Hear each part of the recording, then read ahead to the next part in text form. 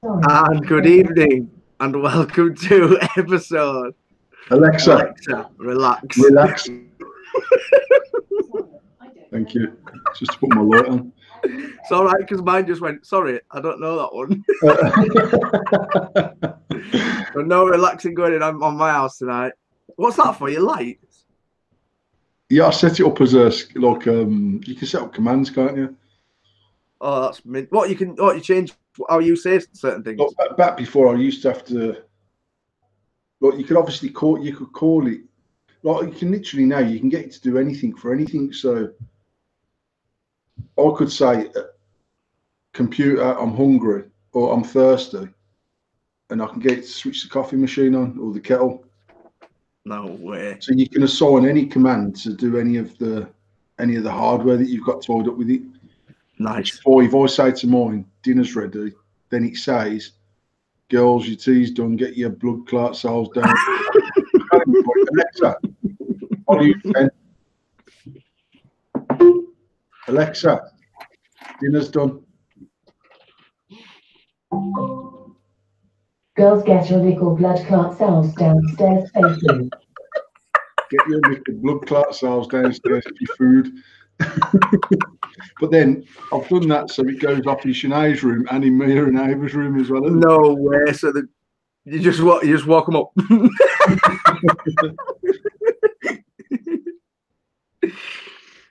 I've invited you to the live on Facebook, so I'll get yourself joined on Facebook. I have invited you. Very good, very good. Oh, there seems to be I've not since last week. Facebook Live. There seems to be like a little update where you can like properly like wave at people, say hello to everyone, and that's mint. Sorry guys, I'm just saying this. Sorry guys on YouTube if you're not on Facebook, but yeah, look, I'm waving at you. Just request going. Done it.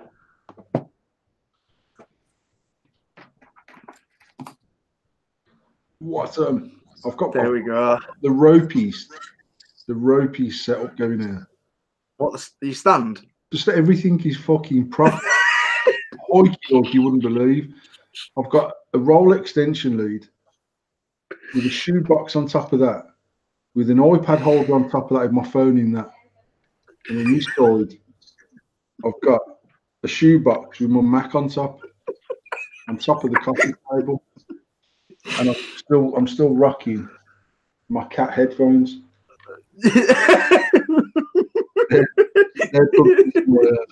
They're plugged into my phone to stop interference with the 2 feet that we've got going. That's brilliant. Absolutely brilliant. So, how's your week been so far? What have you had for tea? What are you vaping? Have you got any news for us? And just how are you generally? I'm good, mate. Felt loads. I felt as if Facebook. 1 second.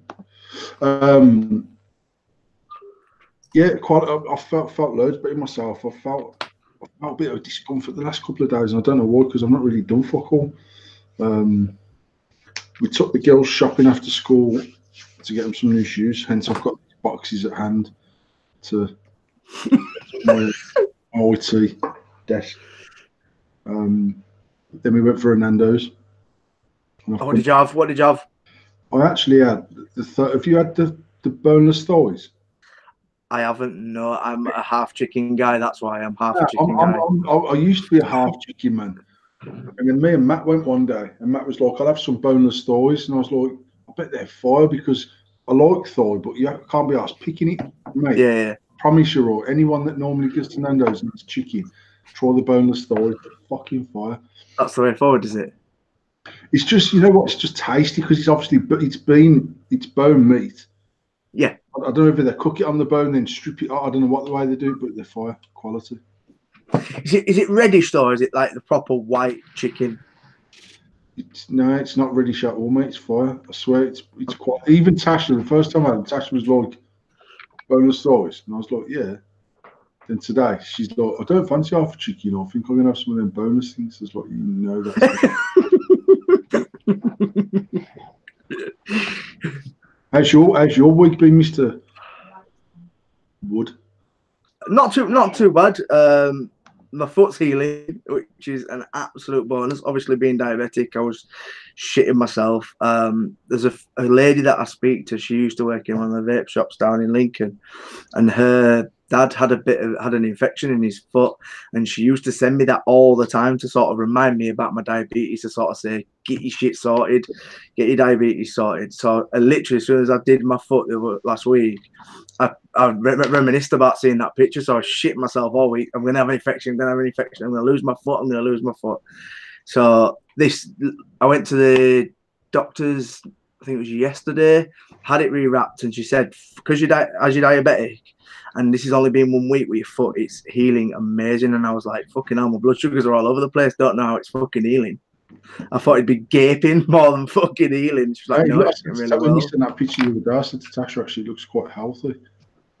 Yeah, it was. I was, as I said, the more thing was I was more nervous. Obviously, being diabetic, it's the first things to say is hands and feet, isn't it?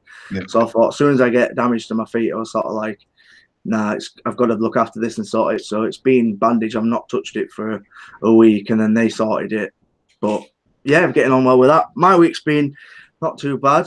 Today's been a bit of a shitter, but life goes on. Apart from that, I'm a bit excited for Expo now. We're getting everything into place now for Expo, so I'm excited for Expo. But I will let everyone know, as I told you, if I get up any time during this live feed, I've got a dicky tummy, so I'm out of here. I have to go on the toilet. So if at any point you see my phone crash to the floor and my legs just off, you know what? I'm off to the toilet. I feel ropey today. So yeah, but I'm excited for Expo. Really, I'm getting excited because we're getting things together now, and everything's coming more together, and I'm getting excited about Expo.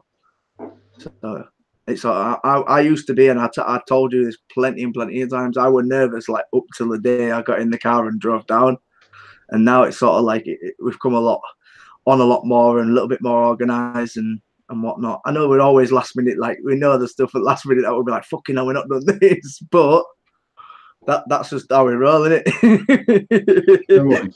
For me, it's the best way to be fair. Keeps you on your toes, isn't it? 100% keeps you on your toes. Rather than you always, if you're 6 months ahead planned, you always forget something. And when you get there, it's like, oh shit, we forgot this. But when you're on your toes, you constantly reminding yourself to boom, boom, boom, you need this, you need that, this needs doing, that needs doing. So I mean, we are the most disorganized motherfuckers. Let's be honest. I'm just yeah, but for me personally, you know, when you look at somebody who's like, you go to somebody's desk and there's paperwork. I can imagine sometimes your desk is like this, but it's organized chaos. And there's like paperwork all over your desk. It's a bit like this. It's just like fucking chaos. It's organised chaos. Chaos, yeah. And then genuinely, probably 3 to 4 times a year max, I'll go into my office and I just blitz it and I clean it and I sort it and I sort out my papers and I know what's what. But then for the next week and a half after that, I can't find fuck all. I swear my desk can be in ultimate chaos. And there's paper fucking trays with shit in it and there's piles of stuff on my desk and piles of stuff that side and my computer's in the middle and there's drawers full of stuff. But if someone comes in and said, oh, have you got the service report from the Ford truck from June? I'll be like, yeah, 1 second. I know that's in that pile of shit there. Bam, sort out my office. I can't find shit. You got no chance of getting fuck all out of me. I feel like sometimes that's the best way to work is organised chaos. I really do. I think if you over plan it and you're proper on the ball with planning, I feel like you've given yourself time to make mistakes with shit. When it's literally last minute, you can't got time to have any mistakes. I'll put it akin to driving a car fast. I've never ever, touch wood, never had a high speed crash. But I've crashed when I've been driving slow because I'm not concentrating, I'm not looking, I'm not doing. And I think it's the same. We're like, no, we're not even 4 weeks away, are we? Or is it 4 weeks? I think it's about 21 days. I'm not even kidding. I think it's like 20 days. No, it's got to be more than that, man. It's got to be at least 23 days until the Friday. Well, I'll be with you Wednesday. So, yeah. That's 21 days till you come down. And like literally today, we've just emailed the design for the dirtier box to China. We've got 21 days to not only produce this stuff, but the box design's only gone over today, so it's going to be tight, mate. We might be just sort of expo, just having a laugh and a joke with football to shut out. We're always on deadline. October last year, we met the DHL man on the Friday, and Tasha went and intercepted the goods, and we got it to the expo for about 11 o'clock in the morning for the Emperors. So we do it. We'll do it.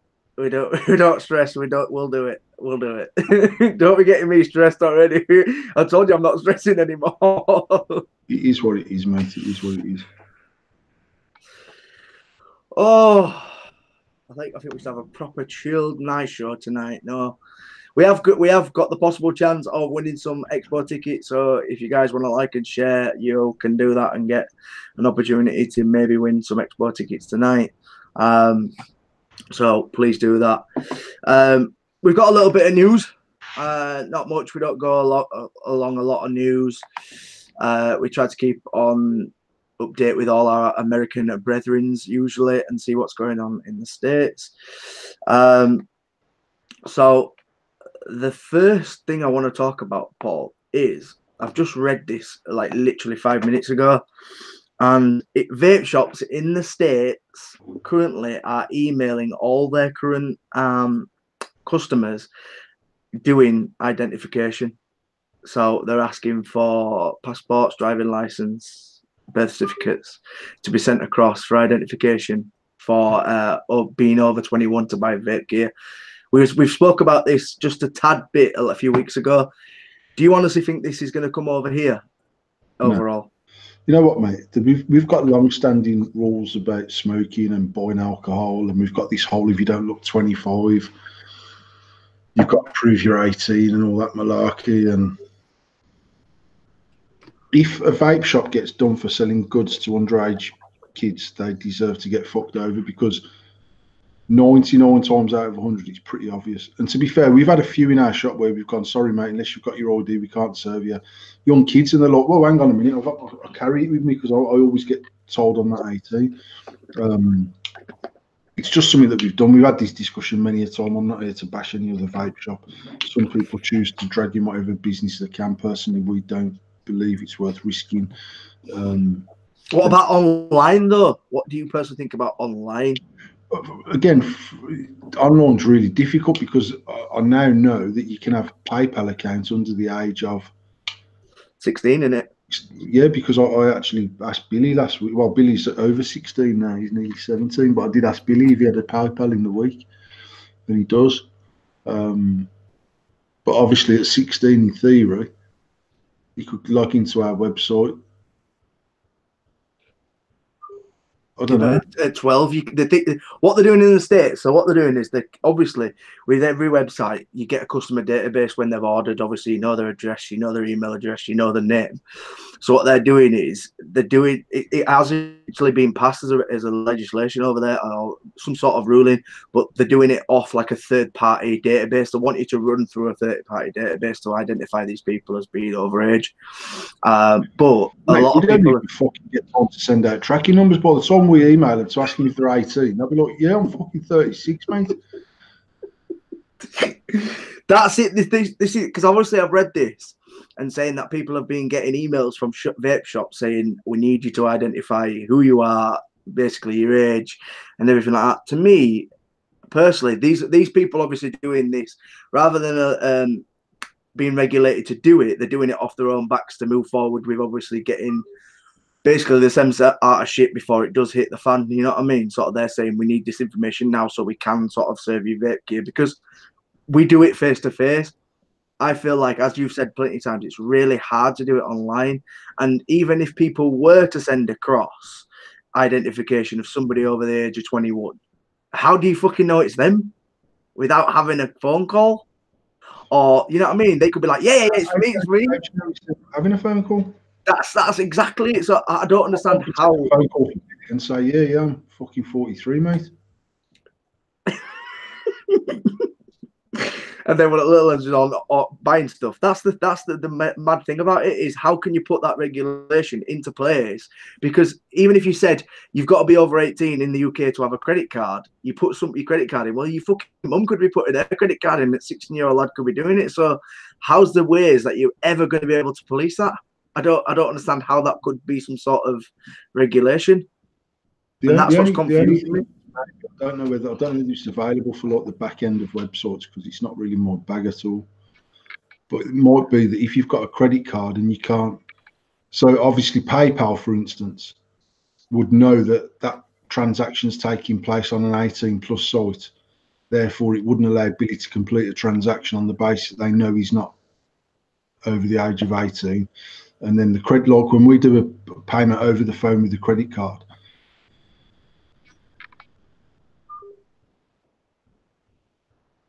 so that's another thing. We're doing payments over the phone with credit card. I'm just thinking now, obviously on the website, it could be where once you put your card number in and your 3 digits on the back or whatever you have to do, that you just flag up and say, oh, sorry, the person who owns this card is under the age of 18. But when I take a payment over the phone in our stores, and we do that, for some people don't want to use the website, they don't want to come to the shop, they phone up, they phone up regular for their order. I'll phone up, it's me again. Obviously, we have to ask for the details because we genuinely destroy all the details once the transaction's gone through for GDPR, GRPD, TPD, whatever the fuck it is. So we'll ask them for the card details, we'll ask them for the 3 digits on the back. I think we have to get their postcode. We have to possibly even get their date of birth and all them things as well, punching that through the PayPal machine. Verify that person is the person. So it could be that some sort of software is available to ensure that transactions for certain accounts, digital accounts, whether that be PayPal or card, knows whether you are or aren't above or below the age of consent for whatever it is you're buying. Maybe, I don't know. I just feel like it's just overdoing it. I really think it's overdoing it. The only way because you can buy tobacco online. I've bought in the past cigars online. Nothing's ever sort of asked me for an age identification when I was buying cigars online. So I feel like they're just getting people who are bringing these sort of regulations in. They're just getting above the stations and don't have the technology to actually recognise. The thing for me that's that legislation's probably got a brother or a brother-in-law that's currently just launched some new age verification software that costs companies £25,000 or some bullshit. Exactly. Yeah, the main worrying thing for me though is the fact is that if they can't get to the bottom line of it and they can't deal with the situation, the next procedure is to basically say, well, you can't sell online anymore. But that's clearly what they're trying to get towards, isn't it?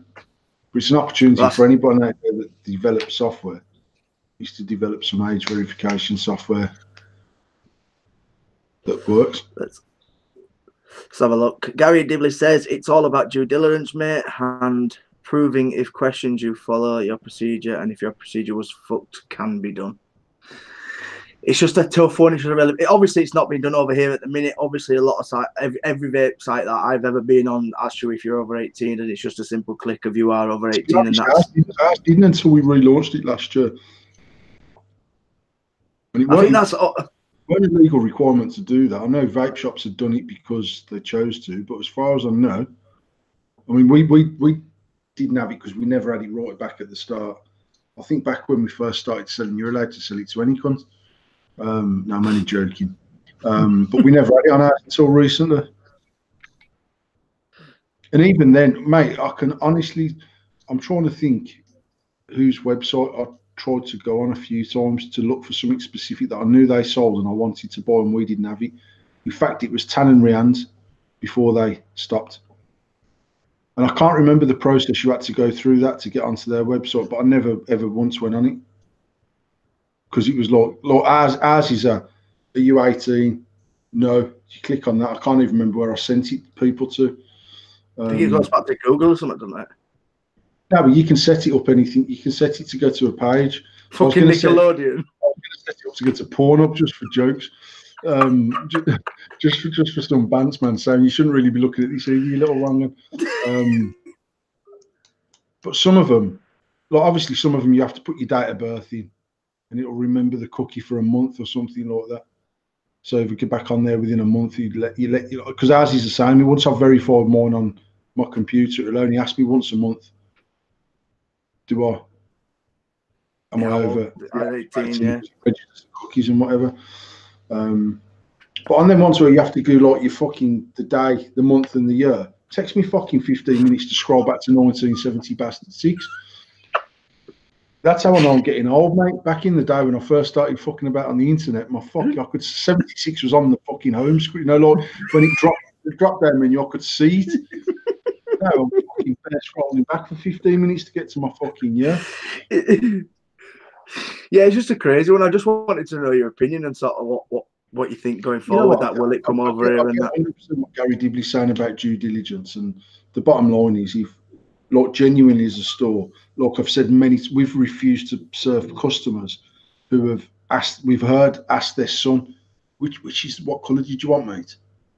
And we're like, we cannot sell it to you, it's for him. And then 10 minutes later, the mom comes in, oh, can I have an orange fucking alien? Nah, because I know that you're his mom, and he come in with his dad 10 minutes ago, and we've told him no, and we've told the dad no, and we're telling you no. We've had people say we'll never use you again. I'm saying, look, if that's how you feel, I apologise, but it's not worth us risking what we've built up to sell you a kit. And I'm not that desperate for a £60 to risk all of that. And genuinely, the same to me, fucking this shop sells it to him in his school uniform. Go down there then. Yeah, but they're not open because our opening hours are long. I don't think anyone's open as long as us round. I don't think anyone's open as long as us in the fucking country. I must have some. I'm not even going to say what I was just going to say it. Fucking hell, sometimes I forget I'm on a live feed. So yeah, I mean, there's obviously shops that are shut before us that might be doing that and serving younger kids and whatever. So we'll normally find after sort of between 7 and 8:30 when we shut. That is, and it's not a major problem for us, more because we've been rigid with it right from the start. So most people that come in are trying it on, and they're like, even to the point where they'll get to do the transaction. And I've been in there when Dave said to them, mate, I need ID, and they're like, oh, yeah, I've got it, mate. Oh shit, I think I've left it at home. Dave's like, yeah, just jog on home then and get it, mate. Come back and I'll be ready for you as soon as you get back here. And it's cost us sales. It's cost us customers. I know it's cost us customers, but you know what? It's the customers would rather not have, to be honest, and risk the business. So. That's it. It's not cost you your morals, has it? And that's for me. That's more important than that's not cost you your morals. David John Jones says, I was in a vape shop Christmas time and there was a mum buying an e-cig for her son. They wasn't bothered by it. She told him, if that's what you want, that's your main Christmas present. This then goes back to an argument that I've always had, is there isn't anything out there for kids. If the kid was a smoker and his parents were buying him fags, whatever, kids buying, the parents buying vape gear, it's a catch-22 because the fact at the end of the day, there isn't anything for kids to stop smoking, whether they be smoking 6 months, 2 years, a year, whatever. There isn't anything out there to even, I don't even think you can go to the doctors and say you've been smoking because they ain't going to give you shite or medication. So it's a catch-22. That's where, once again, I have the debate is that I'd rather see kids not do fuck all, but if I would see them doing anything, vaping is the thing that I would rather see them do. But once again, it's against the fucking law, so there's nothing I can do. Yeah, and say as a dad of 6 kids and one on the way, I'd sooner more kids vape than smoke any day of the week. But there's no way I'd rather them do nothing. But like now, Billy's 16 going on 17. If he come to me and said, Dad, I've been smoking for 2 years, I'd rather him vape. Simple as. It's a bit like saying that you wouldn't prefer to put your son on a methadone program to get off smack. Methadone's as addictive as heroin. You've got to go through a program to get off it. So it's not some magical drug. It's fucked up. But I'd rather them do that than go, well, do you know what, just stick with the heroin, man, because I'm not going to talk you into going on to something that's legal. Crazy. Probably a bit of an extreme example, but I mean, I would just rather my kids vape than smoke. I'd rather them do neither.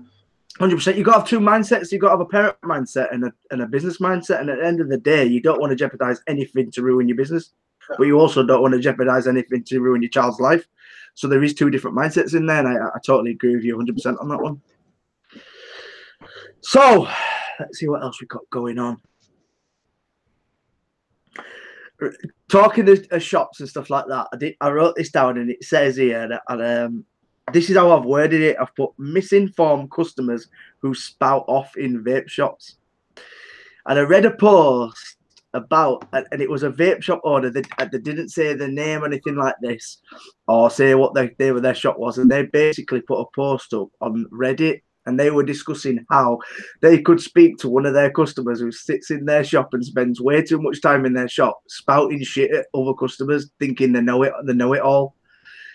Do you remember that going on in shops and sort of how it sort of changed and for me to see that about misinformed, it's the same on Facebook though, and misinformed people giving out the wrong information. Do you not think? Absolutely, 100%. It used to bore more piece. And now, I mean, you know what? We had some really knowledgeable customers that sort of learnt that journey with us. Some that had been vaping before we'd even started fucking vaping ourselves. Some that were rebuilding long before we were rebuilding, and they were the customers that taught me some of the stuff that I knew. So if someone came in and said, "Oh, I'm running this on a fucking mech mod and da da da," they were the sort of customers that would say, "Oh, mate, if you want to be at 0.4, I'd go for a 26 gauge Canthal, 6 wraps, 3 mil, or as it was then, 2.5 mil or 2 mil, depending." And they just knew their shit. Within 12 months of the initial boom of like Atlantis tanks dropping and all that sort of malarkey, and every single person that vaped thought they were the fucking best vapor on the planet. We used to have some people in our shop that chatted absolute bullshit. And to be fair, mate, when regulated devices come out, like I've said a few times, when we had the DNA 30s and Hero at Signature Tips had one off me, and then he sent me a video on WhatsApp saying, "Mate, this is shit." And he was running like a 0.27 build on a 30 watt. You what? And then it was like, it was only pulling, say, 2.5 volts or something like that, which is just ridiculous. Flat. And over the course of that week, no, but obviously the battery was fully charged, but the board was only allowing 2.5 volts to go to a fucking 0.24 coil or whatever he built. Over the course of that week, I was like, it just sort of dawned on me. I was like, hang on a minute, this is. But I knew that thing could fire at 5.5 volts, which is more than a 4.2. I was like, how the fuck do you get it to do that? And then it was like talking to people and whatever. And I remember I had a quad build. I had a quad 28 gauge Canthal build in a Dark Horse. That's what I had on DNA 30. And it was fucking running at about 0.47, something mad like that. And it was chucking, mate. And I mean, 30 watts was just mental. Back then, 100%. So we were still learning that stuff, but you'd have some customers where I'd said to them, even during the conversation, "Do you want to just fucking go upstairs and blow a cloud or something, mate, and let me deal with the customer, because you're actually chatting shit to them." The thing is, we never ever had a set sales spiel to try and flog gear to someone.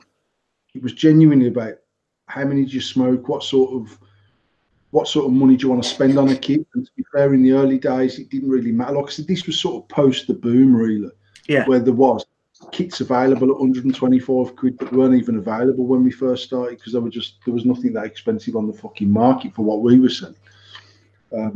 So we'd want to know, do you smoke all day, every day, a lot? Do you know what I mean? Are you smoking 40 fags, 6 during the day and 34 of an evening once you've got home?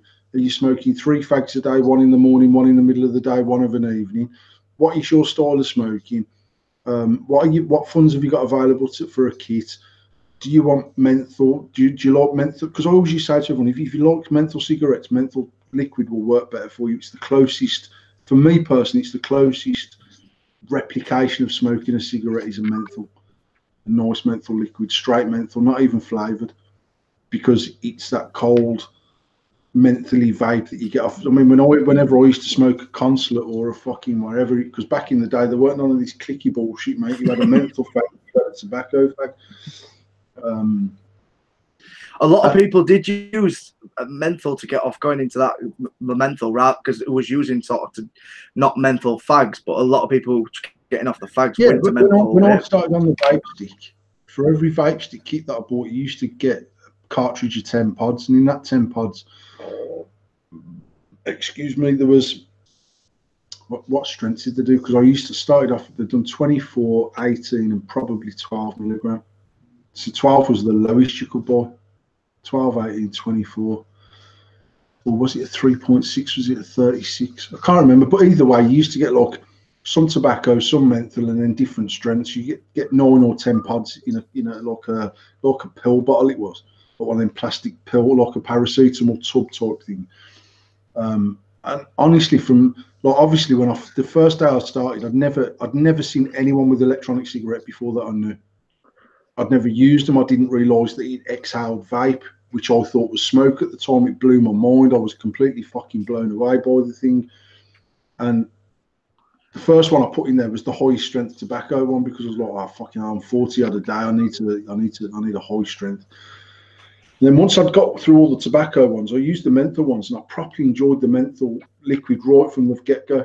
It was just nicer to vape on. It was more like smoking, say, one of these menthol cigarettes from back in the day. But I'd never ever buy menthol pods because I was like, what if it don't work for me long term? I need that grittiness of the cigarette. And the reality was, it probably took me 6 months to actually buy menthol pods and think, you know what, actually I enjoy them more. And then when I started on the Ego kit, I used Totally Wicked's Ice Menthol, which actually in hindsight wasn't that ice, to be fair. But it was nice. It was like a sweet. It was a cross between an extra strong mint and a Polo, because obviously a Polo is quite a sweet, sugary mint. It was just a really, really nice liquid. And even when we bought out the Shady Vaping range ourselves, and we started white labeling that, which is bloody hell 6 years ago now, before we ever had the shop, I still use Totally Wicked's Ice Menthol for fucking months because I just didn't like my own menthol over that one. And it's that whole using Benson's over fucking Embassy No. 1 or whatever it is. And then one day I was like, seriously, I'm buying this liquid at full price, and I've got this coming in at sort of a wholesale price because we're buying. I can't remember how many bottles we kicked off. I said we put over £10,000 into having the Shady Vaping liquid back then. And I was like, I need to just persevere with it. And within weeks of me using our liquid, I used it exclusively for 3.5 years. Never vaped another liquid, mouth to lung. I only ever vaped menthol, straight menthol. And the first change from that was Heisenberg. 2 years after it had launched, I just tried it in someone's tank one day. I was in the shop and someone coming out of vape on it, setting up the coil or whatever. And I was like, fucking hell, it's nice, that is. Took a bottle, then I exclusively vaped Heisenberg for probably another year. And then when I went back to menthol, I was a bit like, it's a bit. Do you find I find more with mouth to lung vaping, you stick with the flavour with Suburban, and you're constantly changing the flavour for the flavour chase? Do you find that? Yeah, I mean, I've done menthol, then I've done Heisenberg exclusively, I've done V-Juice Purple Rain exclusively, then I went back to our straight menthol. Then I went back to Heisenberg. Then I tried Bloodsucker from Vampire Vape, which is what I'm currently using. The thing with the Vampire Vape, with the Bloodsucker in particular, I don't know what it is. I don't know whether it's definitely got aniseed in it. Not much, but a tiny bit of aniseed. It's got the eucalyptus in there. It's got them sort of same back end, without sounding like some pompous pricky reviewer like Gavin Tank Blake. The back end of the back tone, the back notes, the back tones, whatever you want to call them, is like eucalyptus. Aniseed, the menthol bit that's in there is similar in all of them type of liquids that I could use every day. I'm not, and the front end of it for me is a bit more. Oh, that's quite refreshing. It's that gritty bit at the arse end that I need. Yeah. So, but I don't know if it's the aniseed in Bloodsucker that gives me fucking bad vapor's tongue. And I've never had vapor's tongue in my life till I use Bloodsucker. Because and does that keep you on it though? Does that keep you on Bloodsucker? Because then you know the flavour of it, or do you get vapor's tongue from that? As in, you can't taste any other liquid, or you can't taste that particular liquid. I can't taste this one. Right. Right, I get you. But I don't know if you remember, well, I've been using this V2S now for probably 4 months, 5 months, whenever it dropped, just before October, November time. I can't remember. I can't remember what I was using at Expo, whether I had this or whether I was on an AO. AO, definitely on an AO, or I maybe the was on an Billy. AO. I bought the Billy at Expo, didn't I? Yeah. But then when I got onto this, I was a bit like, fucking hell, this is why I stopped using a Nautilus, man. The cores are shit. And they're not, it's just because the flavour was just dying off, but it's the liquid. To the point where I even went back to Heisenberg and I went back to menthol. Look, I'll have a Dragon, my cousin who works for me at the factory. He uses our menthol, but he's got a bit of OCD as our Darren. So he's got one device that he only puts menthol in. And he's got a different device that's got Heisenberg in it, and he's got a different device that's got bloodsucker in it, and he'd never cross them. So if I took his menthol tank and just blam some bloodsucker in it, he'd fucking shit to roll up, do you know what I mean? But if I have a blast on his menthol, I'm like, you know what? Our menthol is really slow. Without a doubt, it's definitely one of our top 3 selling 10 mils and has been from the day that we launched it, the menthol, the ice menthol. And it's a really, really good quality. It's strong menthol without being too strong. The ice menthol is fucking cold, man, and it's too much for me. I mean, I started using ice menthol when I first dropped that range 6 years ago because I'd used ice menthol under Totally Wicked. But standard menthol's probably on par with Totally Wicked's ice menthol as it was 6 years ago. I haven't used their liquid since, so I don't know whether they're good, bad, or indifferent. So I'm not commenting on that, but I'll have a go on Heisenberg in someone's tank and like, you know, I properly like that liquid, and I do like it. And then I stick it in my own tank, and I'm just a bit blah after a fucking bit. And I never had that. I never had that for the first fucking 5 years, 6 years of vaping. I just cracked on with menthol. And until I started fucking about it. In fact, to be fair, Purple Rain, I used to enjoy Purple Rain the same way.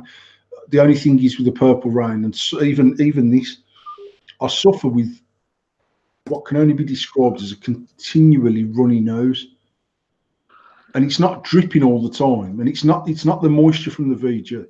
Just a bit of that every now and again. Yeah, I just always feel like I need to like go and fucking. There's not much there. I've just done that now, and I can feel that, and I'm convinced it's something to do with my sinuses and colouring in liquids. And I know people go, "Oh, colouring don't do anything." I've seen people who sell one shots fucking saying colouring don't do fuck all, colouring's fine. Actually, when I use Purple Rain with colouring in, it fucks my shit up. And then Matt started making me some without the colouring in, and I've vaped it for, I don't know, it's nearly 12 months non-stop.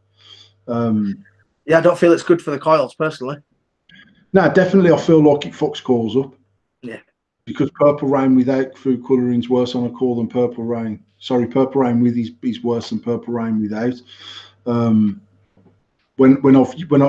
But for some reason, mate, I used Heisenberg all that time. I was saying Joytech AO is my go-to mouth to lung device. All that time I was using Heisenberg. And my calls, I was getting 6, 7, 8 weeks, sometimes changing my call just because I felt like I should. And obviously when I changed it, I felt like I'd fucking treated myself because you don't realise how bad it's got. But it certainly weren't bad enough that I was going, fucking hell, that tastes shit. I need to get a new coil now. I'd just say to Tasha, I'll grab us some AO coils.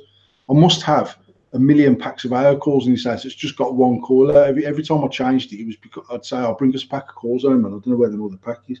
Take one out of it, put the box away. It was that long before I changed it again. I'd message you at the shop, do us a favour, grab me a packet of coils from your mum. Since I've gone onto the Nautilus, if I get a week out of a coil, I'm doing good. And I'm not moaning about that. I'm not one of those fucking, I need to get 6 weeks out of my coil, man. £2.50 for a coil. Just I'm gonna have to go back on the fags. I'm not one of them fucking pricks. And I'm not suggesting that anyone that moans about the price of coils a prick. Moan about a coil only lasting for 24 hours, but you're using the sweetest juice in the world, loaded with food colouring. You're a prick. So colouring definitely but the first time this ever happened to me, and I'd been using, we had 70-30 mix in our standard 10mm range, 70 PG, 30 VG, at a time where T-Juice was an 80-20, 80 PG, 20 VG. And the first time I ever vaped Red Astaire blew my head away. I was like, no, the flavour was just fucking next level. It was at a level that nothing else had ever vaped had ever come anything close to. And to be honest, to this day, I've had experiences of going, that flavour is fire. I've never had one that where my mouth has accepted a flavour so fucking pleasantly that was just lit. And within 2 days, and mate, we sold fucking hundreds of bottles of Red Astaire in the shop because every cunt that come in, I was like, mate, try this. They go, fucking hell, it's fire. What is it, Red Astaire? Fucking, bearing in mind, it was like fucking $5.49 or $5.99 for a 10 ml back then for Red Astaire. Did you ever buy the concentrates? I think the concentrate were like 17 quid for a 30 ml bottle. I've never ever mixed a liquid in my life. I started back before sort of Endless and all of that. I did fuck about mixing. I was convinced that liquid was the way to go. And in hindsight, had I have followed my vision, I'd have been talking to you now off a yacht somewhere off fucking I'd be on Elon Musk's yacht with him. And I fucked about at home, but I didn't understand liquid, so I didn't understand sweeteners, and I didn't understand all these different additives you can put in there to give a baked product more of a baked back end, and a nutty product more of a nutty back end. And there's like additives you can put in e-liquid that, regardless of the cake that you're trying to achieve, it just makes the cake more cake. Yeah. Sweeteners that you can put in there that make it different types of sweet. So there's not just one type of sweetener. There's all different types of sweetener, and they can be added. But I knew none of that, mate. So I'm trying to become a fucking master mixer with one shots. I am. And and like literally, I remember, mate, I wanted to make a Skittles liquid before I'd ever seen a Skittles liquid, and I sourced the concentrate. And this is how bad this was. I made a liquid using the drops out of a 10 ml bottle as a guide of how many drops went in there. No weight, no syringe. That's how a lot of people started. So you did it bang on then. You did it bang on. Yeah, I mean, that's how but I mean, I was like, literally, oh yeah. And I got my fucking pen and everything, and I don't write fuck all down, mate. I don't write shit down. So when someone messages me, goes, all right, mate, do you know what the thread is on the endless screws? No. Who the fuck would I know what fucking threads on the endless screws, really? It's not my job to know that, but I'll find out for you. But I literally got my pen and everything, and I was like, I'd made some at like about 25%, and I'd made some at 20%, and some at 18% and 10%, and just with Skittles to start off with. And then, like, obviously, I start vaping them straight away, going, that's fucking shit. I fucked it. And then Tasha, you mean when steeping mattered? Mate, I didn't know what steeping was. To me, something was steep, it just meant it was damn expensive. Do you know what I mean? Or it was a hill that used to let me fuck go out of my arse if I walked up the front. But I tried them straight away, and I was like, "Fucking hell, they're shit. I'm not bothering with this. This liquid's not as fucking easy as I thought it was going to be." Tasha used to make me some cinnamon blueberry roll, and I swear to God, mate, it was fucking fire, and it was fire out of it was like a shake and vape. Fuck knows what it got to, because I genuinely prefer fresh liquid. So, like, for argument's sake, our custard chucker, not because it's our custard chucker, is the nicest custard I've ever vaped. Steeped custard chucker is not up my street at all. And a lot of people disagree, and a lot of people agree. You know what I mean? We have people come in the shop, and when we've got a new batch in, they're going, have you got no fucking old custard chucker? You got a steeped one? And then you've got other people that would come in and see the brown of it and go, you ain't got no fresh stuff, have you? I like it fresh. Now, for me personally, I like a fresh liquid in whatever liquid it is. Tasha used to make that cinnamon blueberry roll or whatever it was, mate. I swear, fucking shake and vape, it was badass. And I don't know what it was like, Steve, because I used to cane it, and then she met me some more, so we weren't making bottles of it and sort of steeping any of it. But literally about 12 months after this trial of me becoming a superior master mixing e-liquid specialist in the UK, I sorted out my drawer, and I stumbled across these liquids, and the 18% Skittles was fire. I swear to God, it was fire, and I was like, no way. Because if I'd have just gone back to that after 4 weeks and gone, there's something about time here, do you know what I mean? I should have went back to them every Sunday night, written down my notes and fucking like the 22% one's best at 3 weeks and the fucking 8. But the thing was, I tried all of them, and the 25% one, which is the highest that I'd gone, was fucking nasty. It was like it was just too much. The 18% one, or there might have even been one at 15%. Once it was steeped, and it obviously gets to a point where it's steeped and it's done, it was fucking quality, man. And I swear to God, right, to this day, I've never ever vaped a Skittles liquid that tastes as good as that liquid. Get fucking remembering it then. Because I just literally that day I remember getting a black bag in the living room, and we've got that IKEA unit that's got all the drawers and the pull-out boxes in that, and that was just like full of all different vape stuff, which it still is now. It's just full of newer vape stuff than what it was fucking 6 years ago.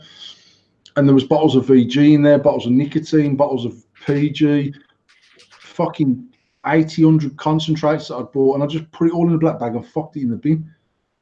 Because I've never ever, apart from like high-end mods, I've never sold anything. I've never been one of them people that go, oh, I've got this bottle of bloodsucker here. It's only had 1.2 mil out of it. It was $3.99, but I'd like £3 for it. Must include fees and postage on you. I've never been that geezer, so I'd rather give it to someone. But I didn't know anyone that even fucked about mixing and whatever by then, so I just fucked it all off in the bin. But as I come across the actual liquids that I'd made, there was a Jaffa Cake one, which could have been fucking quality. A Jaffa Cake one? I don't mad. I wanted, like, obviously back then, mate, there was none of this on the market. A chocolate, it'd be like a chocolate and orange and like a cake, wouldn't it? It was. There was one shot in there that was chocolate orange, but it wasn't even like Terry's chocolate orange. And then I fucked about with other things in there to try and get the Jaffa Cake right. Do you know what I mean? But the trouble is, the chocolate always comes through too much, and that's because I'm trying to create something at the desk and then vape it and it'd be right. Yeah. But obviously, you need to create something, go back to it, find out where its steep time lies, try it then.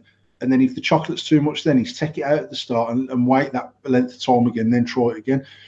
The reality is, mate, I've never in my life will I have the patience to perfect an e-liquid, because if I can't just shake it and vape it and it go, yeah, that's bang on, I ain't about coming back to in 6 weeks' time. I've normally fucking changed my identity and stuff and moved on with my life. And it's a bit like, it all seemed too much for me. It was a bit long and whatever.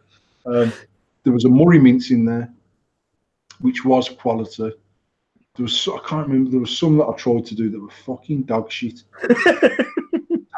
Even like at that time, cinnamon was like a thing, like that cinnamon rolly thing. I was trying to, but obviously you put the cinnamon in there, 6 weeks later, mate, you get the cinnamon wrong and it's fucking fire. You know what I mean? It's like, it's just too much. Yeah. So some of them ones that, because I didn't understand the steeping side of things, some of the ones that had some of them, we done a banana. I tried to do banana, you know, like the banana sweets, the soft banana foams, and it was fucking bang on. Apart from the banana was just too much banana. Brad, I have toned down the banana and kept the other bit the same, and then allowed it to steep. It had been. Was it foamy bananas though? Yeah, that's what it takes. I don't think you could ever get a sweet spot with foamy bananas. I really don't. Unless you like foamy bananas, I don't really think you can get a sweet spot with them. It's got to be something you actually enjoy. And Jack said 6 weeks is fucking. It's not e-liquid. It's a crop. The problem is, I'm like, mate, 8 weeks I've waited for this liquid, and I could have pulled 10 bag in. Fuck the liquid. Now, you know what? It's about having that. Like me, as a person, I'm a very reactive person, and if I think about doing something now, it'll be done by tomorrow, and then I won't do nothing again for 6 months because I accomplished a 6-month job in 24 hours. Other people are methodical about the way that they do things, and they would go back and check it after 12 hours. A lot of people, I was messaging people who I knew were mixing. They were going, "What you need to do is take the lid off, shake it, leave it to air for 1 hour of a night." Mate, there's days where I forget to feed my kids, right? I'm not ever going to remember to go and take the lid off that bottle, shake it, leave it to steep for fucking 30 minutes in a dark place, and then put the lid back on. But then I went to a company recently that make concentrates for lots and lots of companies who make liquid in the UK and abroad.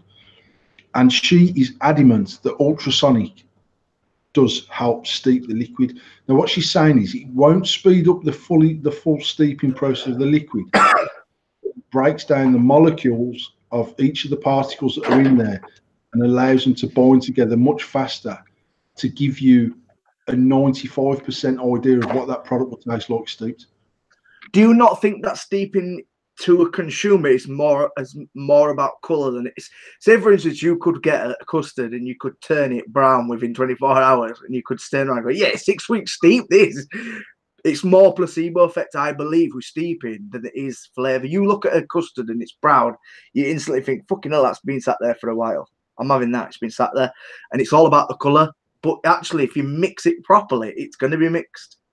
It's just how they change over the time of it's actually steeped. No, you know what? Steeping definitely changes flavours, and it's like when we dropped the AF range and we had the Passion Aura. No, not the Passion Aura. The mango. What's the mango one? You're on about Pingu. Pineapple Yeah. mango cream. Now, we stumbled across that flavour by accident because I wanted a pineapple flavour. I wanted a pineapple juice that you have with your breakfast flavour is what I wanted to achieve. And we were like 99.5% there. And just as we tweaked the concentrate, it's separated in the bottle. Now we could have put something on there that says fucking give it a good old shake, and because the concentrates will sell. And it's not necessarily like a bad thing, but just from a marketing point of view, I didn't want that whole social media thing going, "Oh my God, I've bought some of Paul's liquid and it looks like a layer of spunk on top of the fucking product." And it's all separated, because I just could and just step that back a little bit, and it didn't separate, but it wasn't what I wanted in the bottle. Yeah. And I was quite adamant that if we'd done a pineapple, it had to be what I wanted, and if it weren't, I'd leave the pineapple. And to this day, I've vaped some nice pineapples, and actually one of the nice pineapples I vaped recently was Nasty Sours, the acid. Their pineapple for me is nice.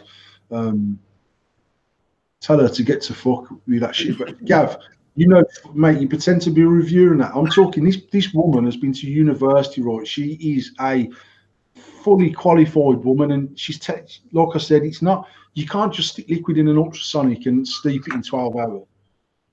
But whatever ultrasonic they were using, she explained to me chemically why it will make a difference to when she's just physically mixed it in front of me to half an hour in the ultrasonic.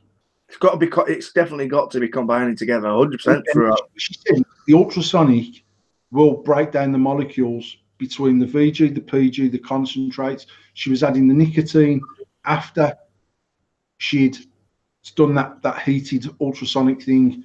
Then she puts it in some mad fucking vibrating thing, fucking get the nicotine in there so we could vape it again. Because again, when you get to most liquid companies that are manufacturing liquid for you, they'll manufacture it as a zero nicotine.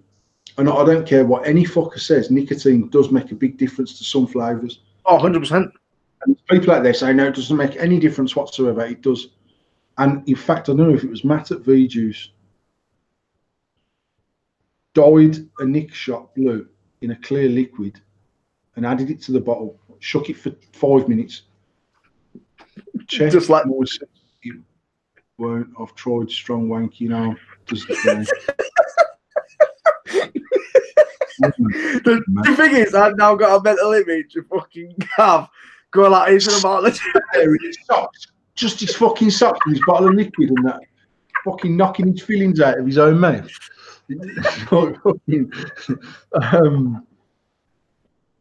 Where was I, man? I've lost my track. Oh yeah. So we had a clear bottle of liquid. We dyed the Nick shot blue. Added 2 Nick shots to 100 ml clear liquid. Shook it for 5 minutes, and it's mad how it was laid in that bottle. And it took about 3 days for the actual whole pigment to change to a uniform colour throughout that bottle of liquid. So all these people that are saying, "Oh, Nick shot doesn't make any difference," it does, and it will layer in the bottle. So even with like a normal, because I'll be honest, you can obviously, I'm starting here fucking wanking. I'm getting all excited. I get obviously adding the Nick shot in, shaking and going for it straight away with certain flavours does work, especially fruit flavours. But for me personally, on my sort of aspects of things, I feel like if like you said with a fresh custard, for me, it needs to be left because the flavors do come strong. And then, but then if you do leave it too long, nicotine then becomes peppery and fucks up your juice. Now, you know what? There's some flavors that you can shake and vape that are acceptable. But I believe every liquid requires a steep time. Mm. And like things like Heisenberg, it's sold as a shake and vape. Even from Vampire Vape, it's sold as a shake and vape. But actually, I've vaped people's Heisenberg they've made to the same strength as what the production stuff's made out. And it's never the same as the stuff that's on the shelf because the stuff that's on the shelf's been fucking steeping its head off for, even if it's only 4 weeks between getting it made at Vampire Vape's headquarters, going to all the distributors and then finding its way to my shop and then me picking a bottle up whenever I decide to take one when I walk into the shop. Yeah. So there's definitely, but that's what I found with our pineapple mango is we got the pineapple just right, the concentrate separate, and I was like, no, I can't have that, man. It just don't look right on the shelf, and I don't want people saying, what the fucking shit have you used to make these liquids? Fucking dodgy as fuck, man. So then the next flavour that I tried after that was a mango. Now, mango is probably, I would say, in the top 3 most popular types of liquid, whether it be front end or back end of the liquid, Definitely. ever. Watermelon and I hate fucking watermelon and I hate mango. But that said, I can appreciate a good mango liquid and I can appreciate a good watermelon liquid, even though I don't like them.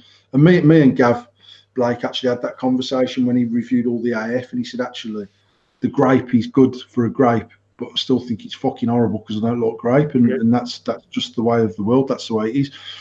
But I tried this mango liquid and I was like, it's not for me, man. And it's nice, but I had to be behind them first 12 flavors 100%. So I was like, you know what, if we bring mango in, we had a strawberry watermelon cola, and it was fucking fire, mate. And I remember Mark at Ace Vape saying to me, Paul, that flavor will fly. And I was like, it might do, but I can't even vape it myself. Yeah. I can't do it. I'd rather wait and drop another line. As it goes, we've not even added to that line yet, but we will this year. We'll extend the AF range. We'll drop out some of the flavors and bring out 4 new ones, I think. But I literally vaped up. A mango for me is quite a stainy flavor, so I vaped my cotton pretty much dry, and then it was still a bit mango. In fact, this is how it went. I've done the mango first, and then I vaped it off, and then I put this. We've done the pure pineapple, and then Steve over at Ice Vape, so I've done this pineapple cream, and I tried that on the cotton after the mango, and I was like, you know what, that pineapple cream with the mango on the arse end, and just really faint, is fire. And I remember when we had the meet at Dudley, and Dale and TYV lads come down. I'd got all the sample bottles before we'd even launched it, and I was literally using that. It was just called pineapple mango cream then before we come up with Pingu. But what I found now is on some of the bottles we've got in the shop that are fully steeped, the mango's more than what I'd personally like. Yeah. And you've got that same with all sorts of liquids. Say you try them and you go, yeah, they're fine. And by the time they stick, they're not quite right. So hence what it took us. Do you think people give enough time to e-liquid though? Do you think it's like first hit, like we've said about first hit, it's not like that, and never sort of like a second try? Do you not think people give liquid a decent go, like rather than just say, oh, it's not actually for me, and then leaving it to do whatever it's going to do chemically, and then to try it again?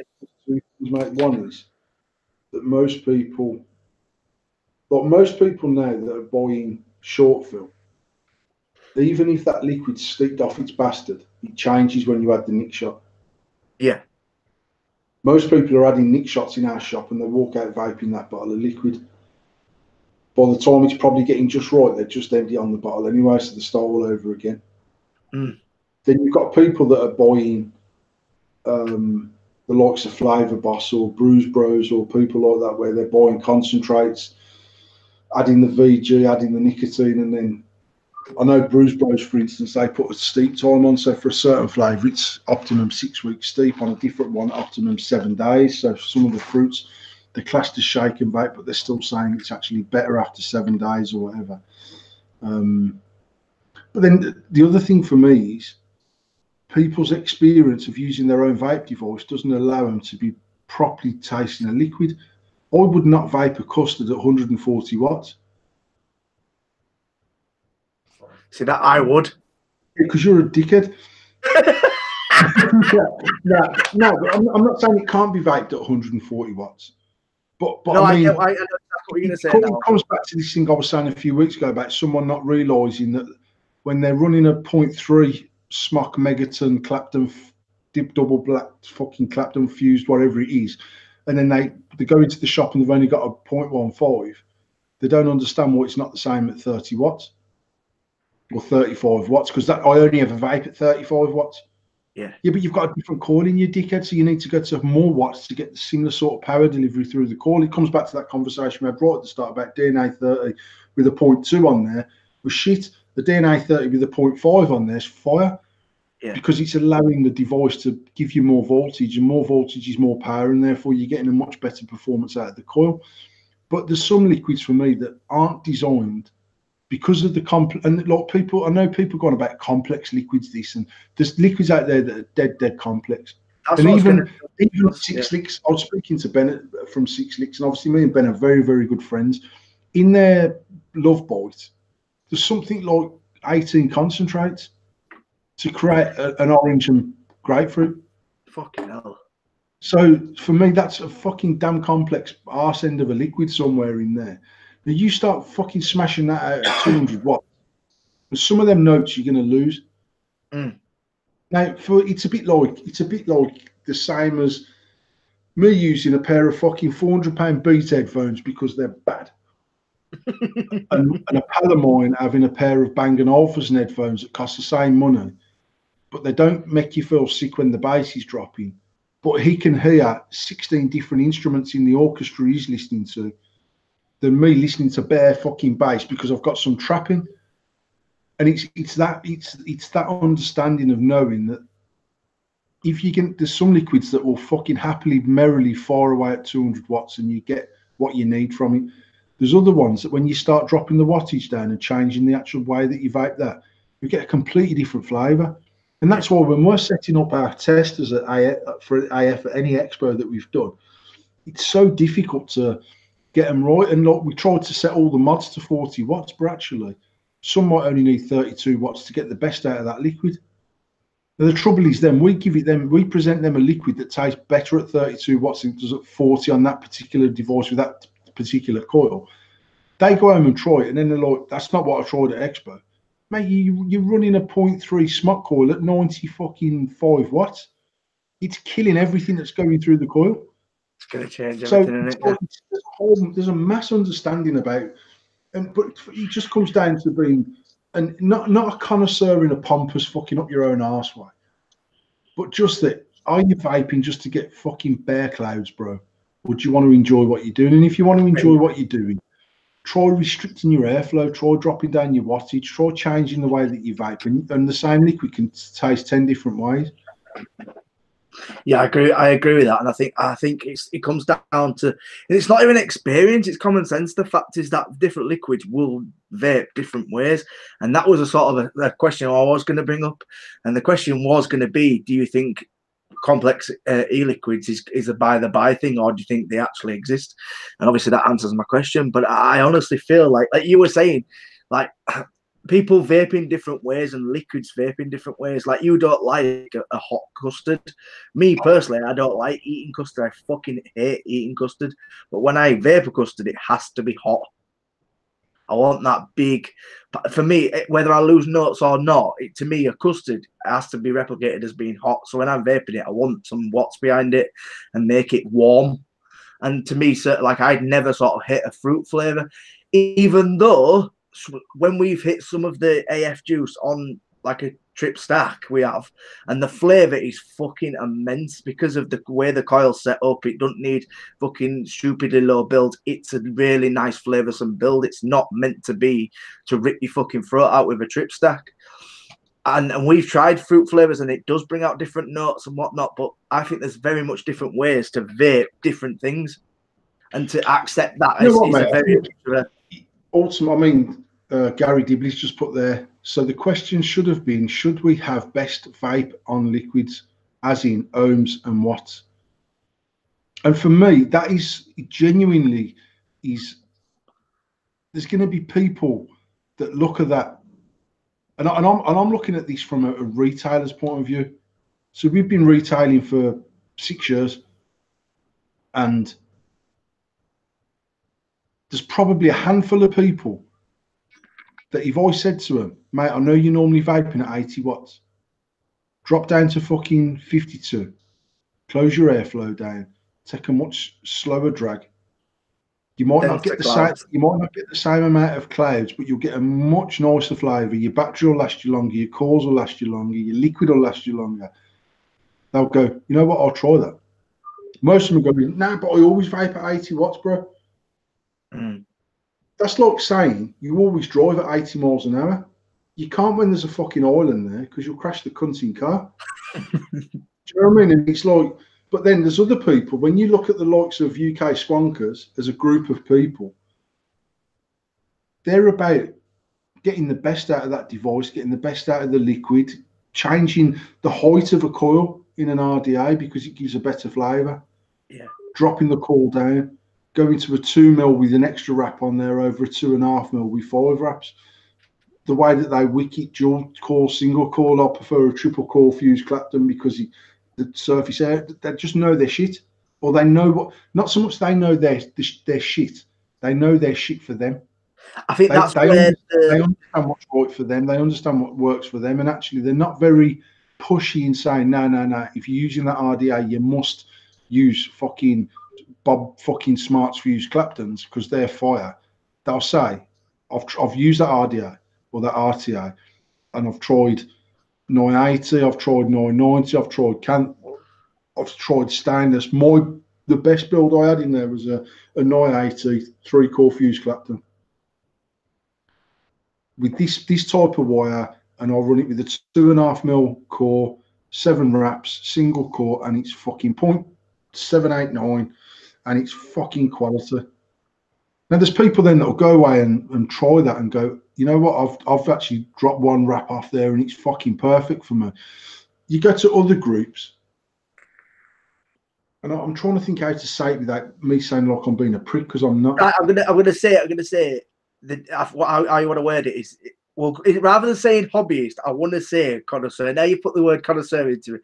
I think what you're saying is the difference between a connoisseur, somebody who takes time in what they're doing and to change it to the best what they have to vape, and somebody who just wants the vape, just wants the nicotine, just wants a vape.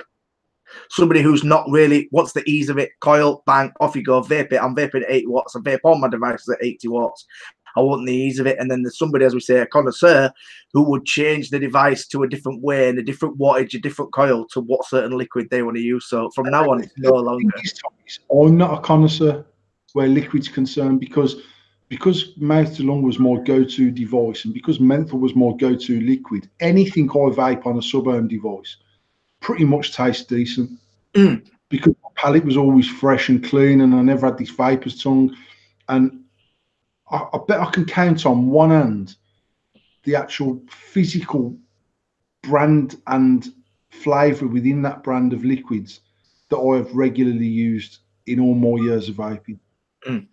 Because I would say Pingu in the AF range, not because it's mine. Like I said before, we created that line with 12 flavours that I personally loved and I would use. And actually, Sublime was the first one on the list that we had to do. And as much as I love Sublime and it's fire, and it is, in my opinion, the best lime liquid on the market, I still found myself going back to Pingu. And even if we're at an event and I'm picking up a bottle of liquid, stick a couple of nick shots in that Pingu for me. And if I go into the shop and I need a short fill, I'll pick up a bottle of Pingu. Now, back in the day, I used to use donuts, the original donuts. Yeah.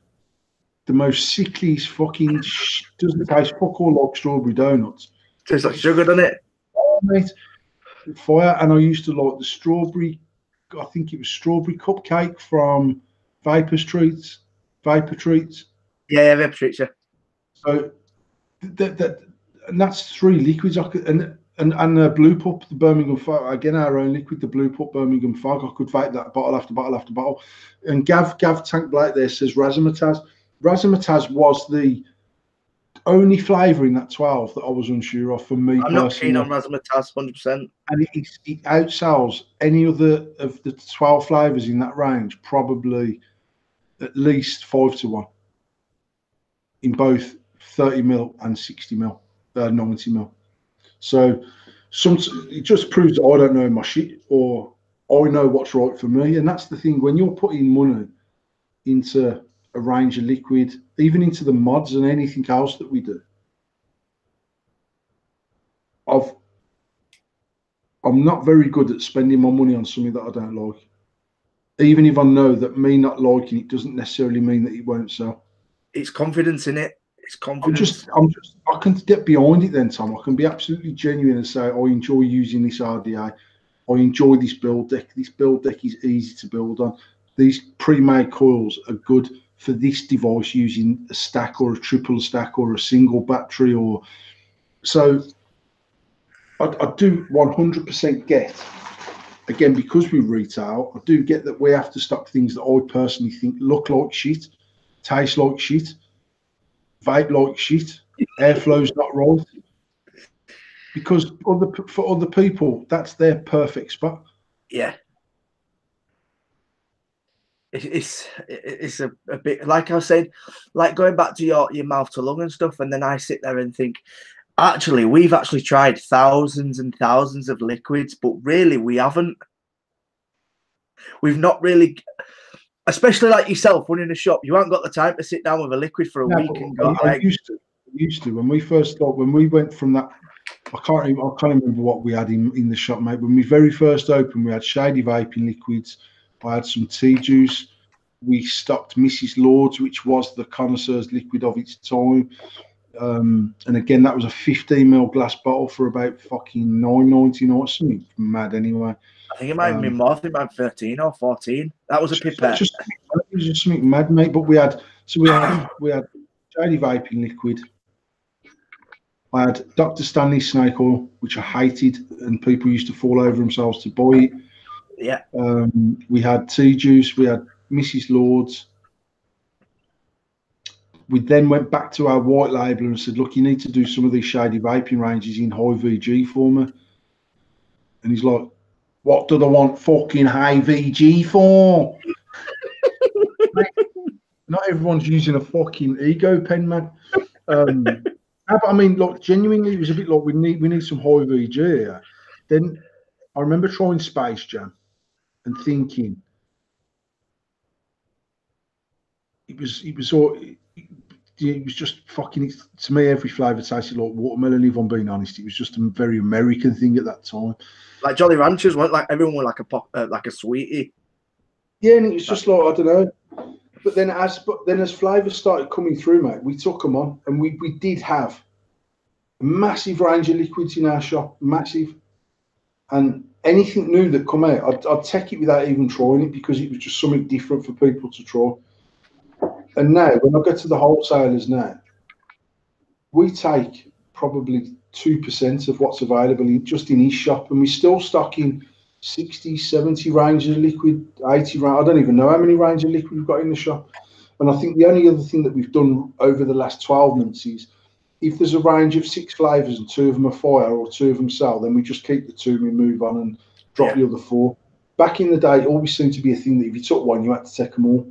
Not because you were forced to, it was just the thing that everyone done. They stopped all the flavours and then just top up on the slow moving as and when they needed to. We don't do that anymore. If a flavour's not selling, we fuck it off and just put something else on the shelf. So, but I used to genuinely try and vape everything that we sold. So if someone came in and said, out of the 3 donuts, which one's the best? For me personally, that one, and this is the reason why. However, Dave prefers that one because he likes a really look. There's authentic tasting donut liquids out there that I don't particularly like, because I like that manufactured bullshitty taste. Thick, sweet flavour, yeah. And that's just because of me. That's because what I enjoy. I like a manufactured strawberry flavoured liquid, like strawberry cupcakes by Vapor. That really sort of strawberry milkshake, come strawberry fondant, come strawberry cream, come sweet. Yeah, but then go to cherry, and you hate fucking synthetic cherry. Yeah, because that's only because I've never ever, or in fact, 2 liquids I've tried that ever tasted like cherry. So it's not that I don't like the synthetic cherry. There's too many people selling a cherry liquid that don't taste like a fucking cherry. Cherry, yeah. So yeah, I mean, but it's fucking seats for asses, isn't it? Everyone's different, and some people like.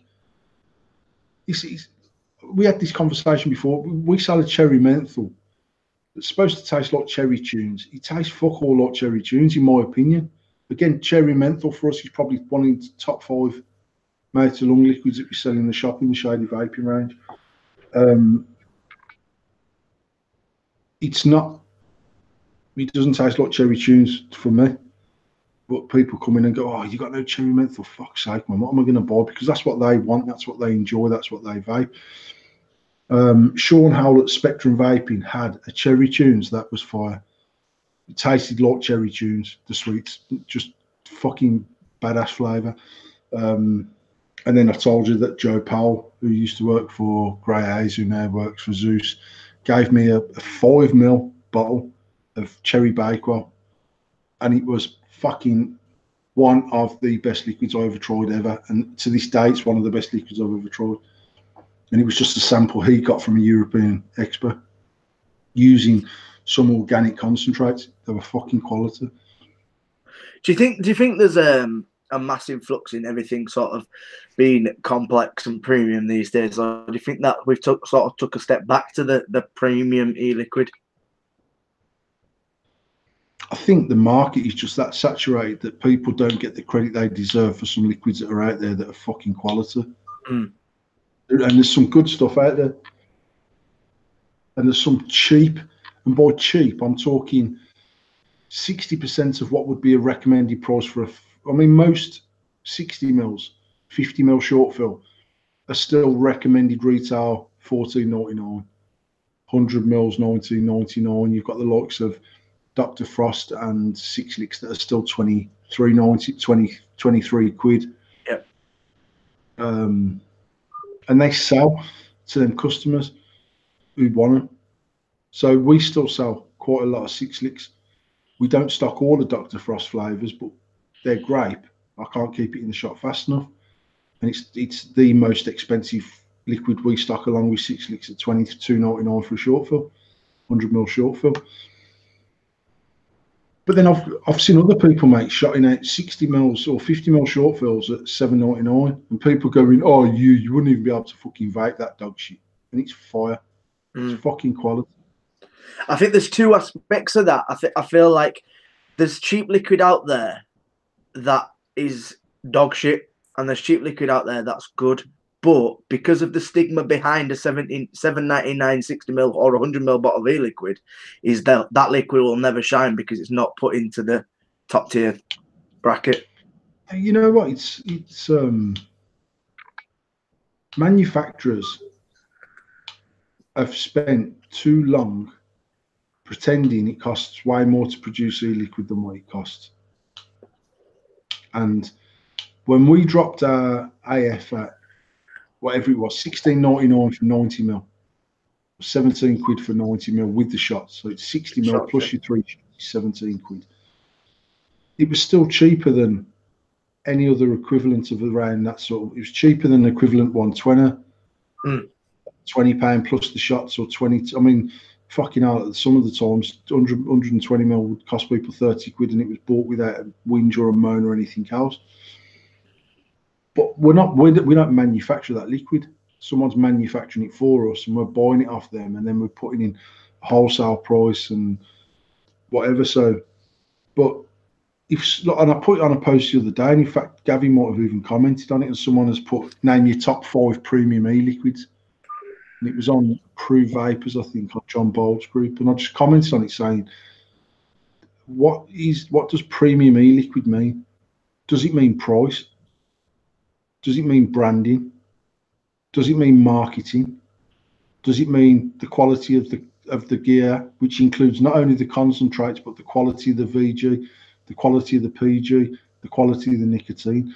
Does it mean the quality of the bottle that the product's in? Is it the quality of the customer service that's put behind that product by a retailer? All of them things for me make up something that would be considered premium in fucking rabbit ears. Yeah. Now, I'd still now pay £25 for a 120ml short fill if I liked it. If all of them boxes were ticked, I could vape the nicest juice I've ever vaped, but because the bloke who makes it's a prick, he's never getting more dough. Yeah. There's been cheap liquids that I've tried, and by cheap, I'm talking a fucking £4.99 short fill that's been decent liquid. Yeah. And then there's everything in between that. There's everything in between. And for me, it's about... Is premium set by the consumer, though, Paul? Is the premium liquid set by the consumer? I don't believe that it is, mate. I think it's set by the manufacturers of the person manufacturing it. Because I remember when the word premium was used, because there was never sort of a thing 4 years ago. There was never 4 or 5 years ago. There was never such a premium e-liquid tag, and then American companies came across and used the premium tag like it was made in a vineyard. Do you know what I mean? It had fucking 16 virgins stamping on its fucking grapes to go. Do you know what I mean? That to me, the word premium has that sort of vibe to it. And for everyone then to just jump on it and go premium, it sort of like reduced the meaning of the word of premium. You know what? I think like it doesn't have a massive meaning. On explain 3 things that are premium for me. One is the quality of the physical products that have gone into there. 2 is the conditions that they were made in. Physically, the conditions, so a proper clean room and all the bits that go. And that's not to say that if you're knocking it up in your living room, it's not good. For me, the fact that you've invested in the clean room, the staff to run the clean room, all the protocol that goes into managing the clean room from a paperwork point of view, a health and safety point of view, costs money. Therefore, it has to show somewhere. And I would rather pay £20 for a short fill for someone that's put 100 grand into the clean room and a fucking 100 grand into a bottling machine to do it right, and 10 grand into a labeler to make sure that all the levels are the same, all the labels are the same, all the bottles are the same. When you've got them on my shelf in my shop, all the labels are in line and there's not one up and one down and the levels are slightly all over the place, than I would for someone who spends £100,000 marketing the product. Because if you've got the money, mate, you can market the biggest load of bullshit. And I'm not going to mention names. There's companies out there that have struck gold with certain flavours that have then bottled piss.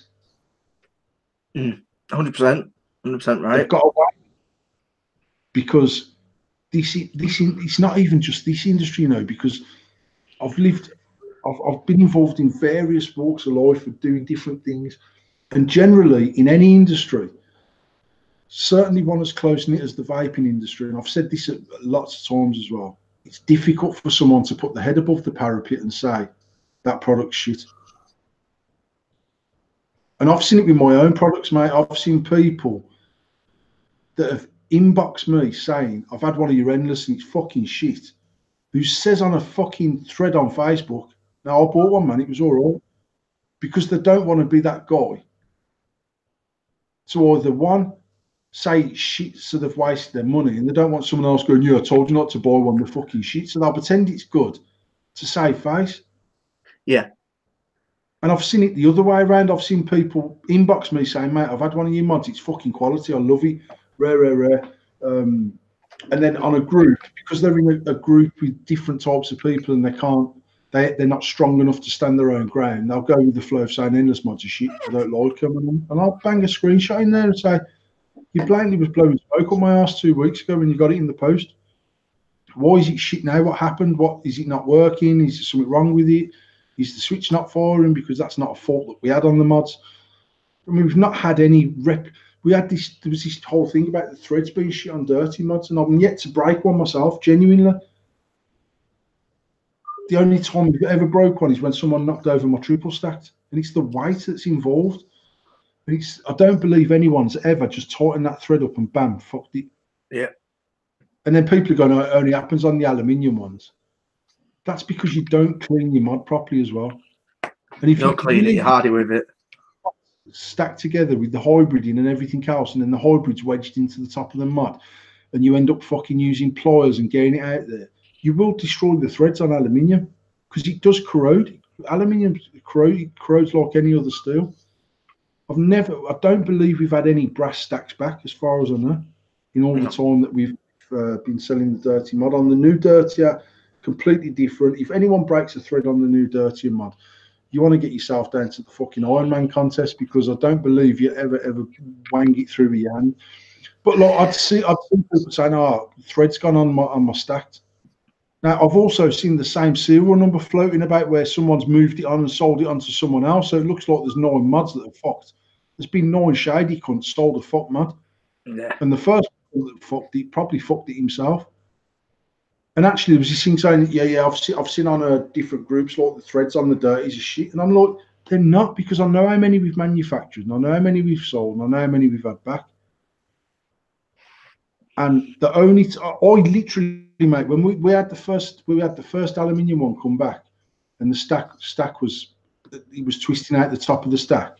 Yeah, brand new stack in it, and it went in fine. And I'm not proclaiming to be the strongest cunt on Facebook, but I could physically not get the threads to override just by tightening them up. And the only one I ever got to fail in all the time that we had them going through the shop was when someone was, well, the only one I could get it to do was where I actually screwed it together with the batteries and everything in from the middle. Yeah. If the dowel ring's not adjusted properly, because the thread's not tightened, before it gets to the point of the threads being locked in together enough, they start stripping. But if you've got that thread tightened up in the middle, we couldn't even screw the button in tight enough to get the middle to strip. So I know that there wasn't a problem with the machine. I know there wasn't a problem with the material. However, it's a heavy old mod, and if you drop it, you're going to break it. Simple as that. Simple as. So, but the point is, you'd see other, like we've got some really good loyal people behind us. And even then, there's been times where I've had to sort of step over them and say to someone, "Sorry, I'm just turning off this baby monitor. I'm getting a wind in the chat." Carry on. Like I've seen some of our sort of real hardcore supporters saying, "Nah, that can't happen," and I'm like, "Look, it can happen." We had a batch of V2S decks, and in my opinion, they'd machined the hole too close to the top of the post, so that it was snapping the top of the post. I've never once ever refused to change one of them out. But saying that though, I think we only had maybe 5 or 6 back. Yeah, I mean, I broke one myself, mate, and I'm not heavy-handed with. The only thing I ever stripped was a Kennedy, an authentic Kennedy that I paid £105 for. And that's because I'd got the fucking Allen key on it, and I was doing it like long end down. And then once I got it, my build where I wanted it, I turned it around and used the short end in and fucking just to nip it up, and I just went too hard on it. I didn't even message Steve, and I know I'm not pals with Steve Kennedy, but I know him, and we've spoke. And I know if I messaged him and says, "Mate, your post fucked," he'd send me one out. He does offers a lifetime guarantee, I think, on his product, so he'd just send them out. And I was like, "Oh, fuck this myself." I never ever used it again. I've still got every single 001 endless deck from the very start. So with the velocity style, the 4 post, the 3 post, which was double center post, outside post. Then we had the V2. Then we had the V2S. Then we had the 2B2, the 24, the 22, the V2S 22, the V2S 34. I've never ever stripped one of my own posts, but I've broke a customer's one in the shop one day. And even then, I don't even know that he hasn't weakened that beforehand. But I've never genuinely ever fucked a deck of my own.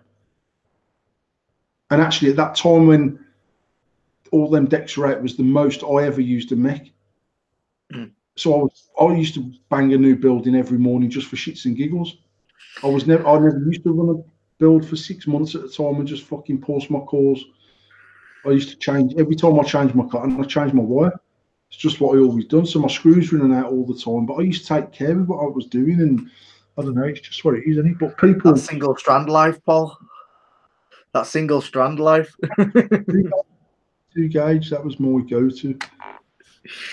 It's for me personally, I feel like constructive criticism isn't where it was. I know for a fact you've had friends in the past say, Paul, I like your mod, but I'd like this to change, that to change. I think that's also gone out the window, and that's especially with liquid. I don't think people turn around and go, I've given it a proper try, I've tried, but this needs this changing. But then again, it's different in hardware than it is to liquid, because liquid, you can never change someone's palette. Every palette is different, but with hardware, for me personally, I feel like it's personal preference. And if you just don't get on with something, I feel like there's a way that you can come across and say, right, I've tried it and I've had one of your mods, and if this was changed and this is, I feel like this is different. To me, that's perfect, because then that's more of somebody just turning around going, it's shit. There's no constructive criticism in there whatsoever, because it might be shit to you because it's not what you prefer, but for somebody else might absolutely love it. So that to me personally, I feel like that's very much lost with the consumer. Oh shit, I don't get on with it, I'm selling it. No, it's come back with some constructive criticism and it may be changed. Like, I think the Dirtier Me is fucking the bomb. Like, seriously, like all the batteries that you can use on it and the stuff you've showed me and the way you've changed the threads in the stack, this mod is literally indestructible. Yeah, it is, but that as a statement, some knobhead would be smashing it to bits to go, yeah, my fucking mod's broken. Like I says, I've never released anything that I wasn't happy with.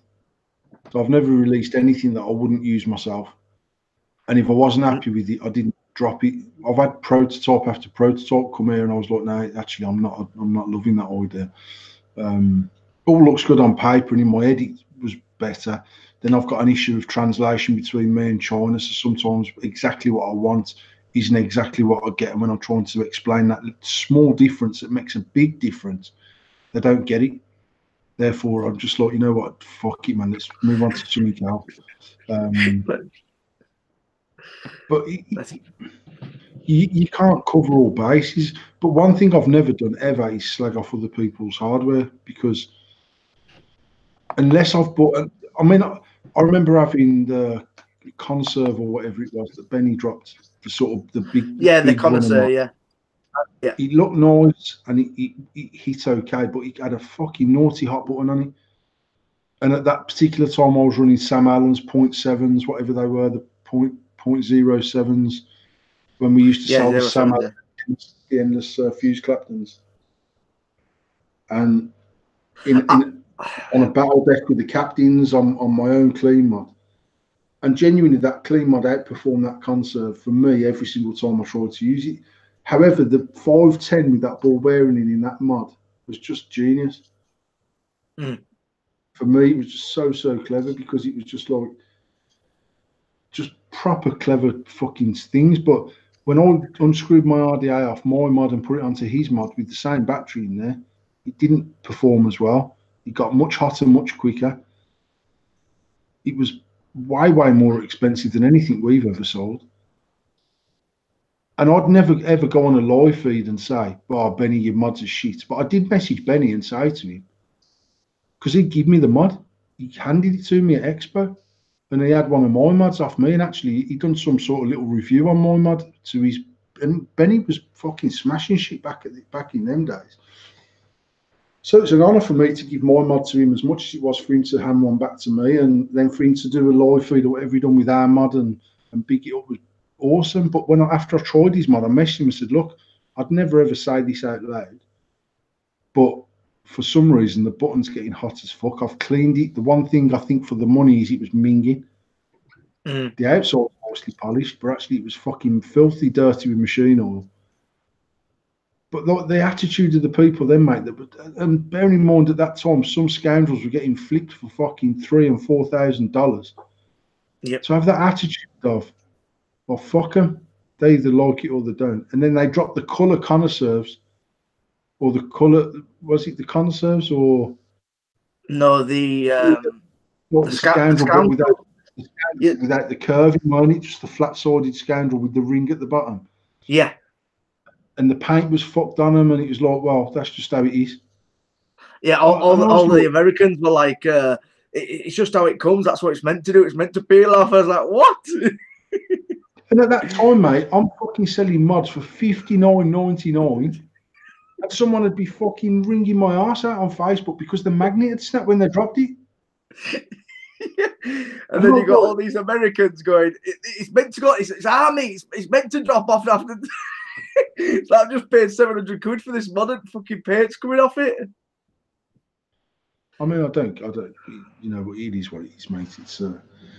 It's been a proper, enjoyable, interesting journey for me because it's brought out different sides in people, and people have showed the true colours, and people have genuinely supported us from day one, which has been awesome.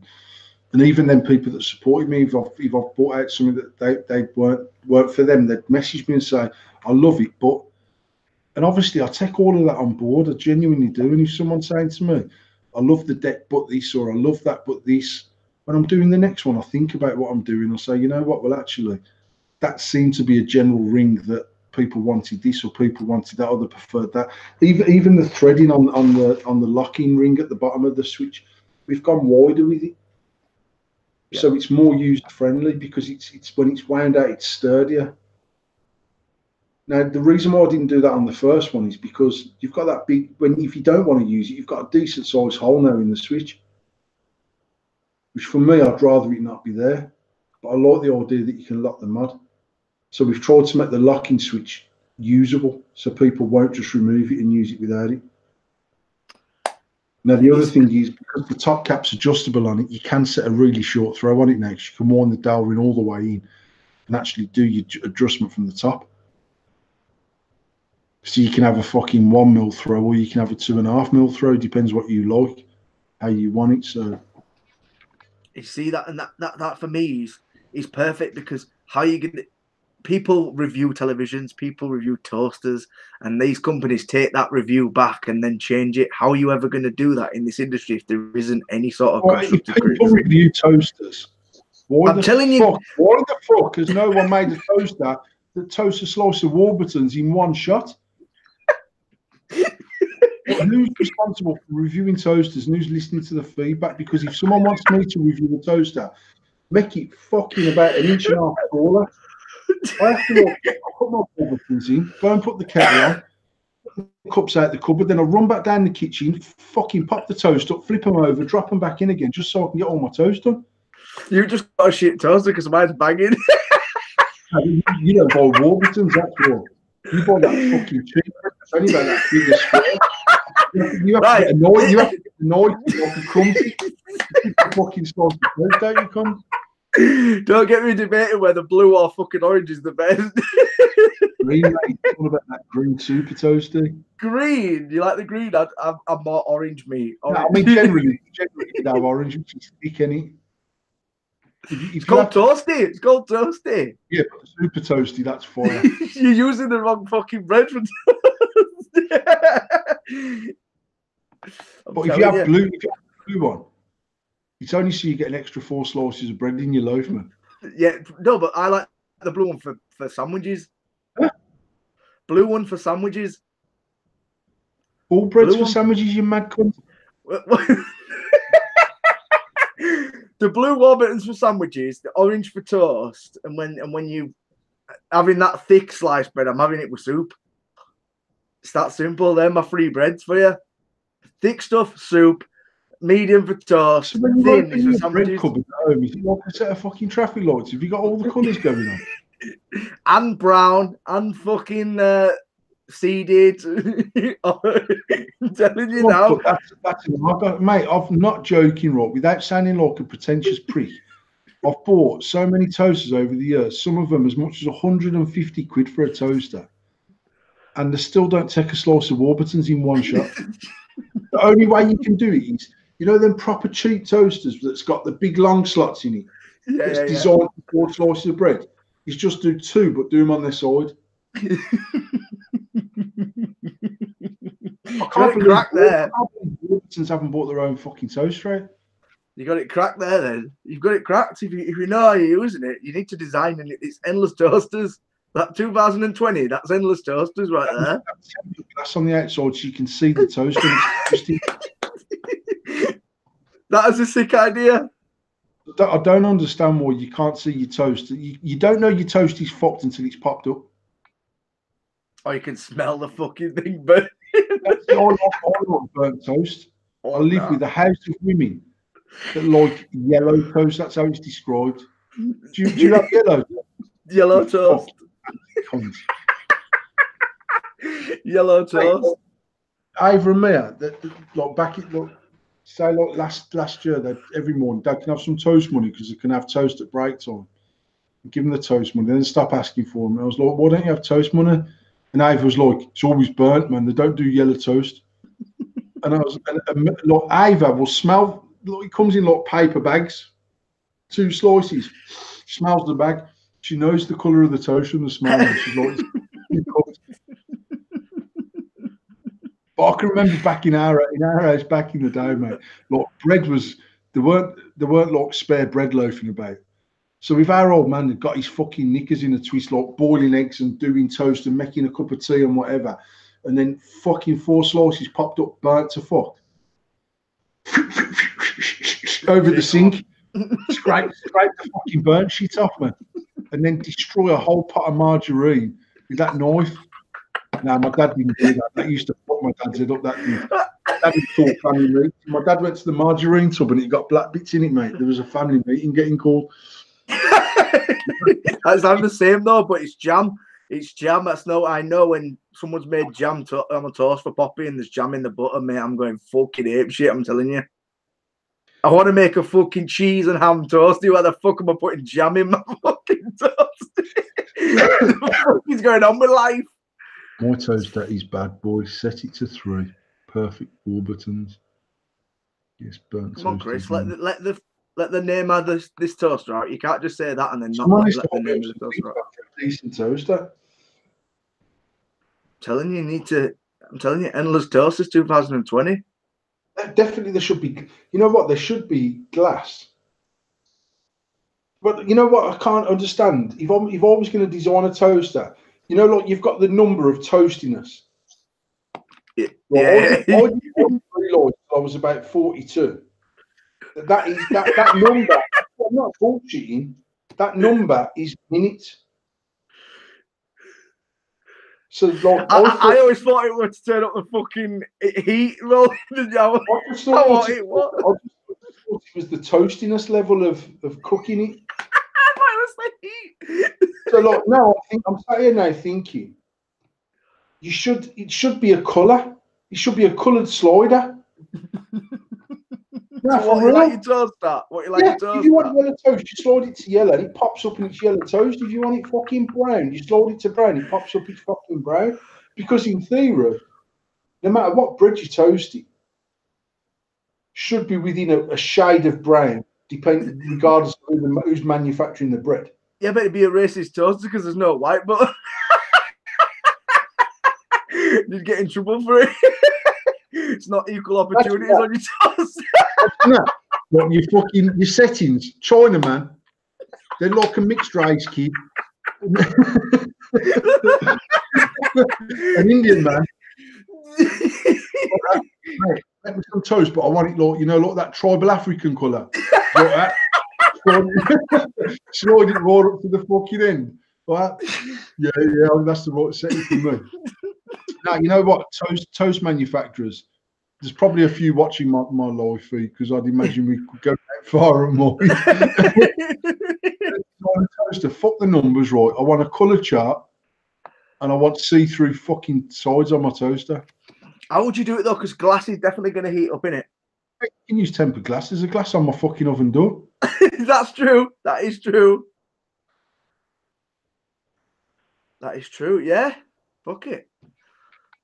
Get it off to the prototype. Let's try. Let's manufacture later. What do you know about toasters, man? No, we'll make a 2650 toaster that you can take to fucking festivals and shit. Fucking sliding, fucking with a solar panel top on there and that.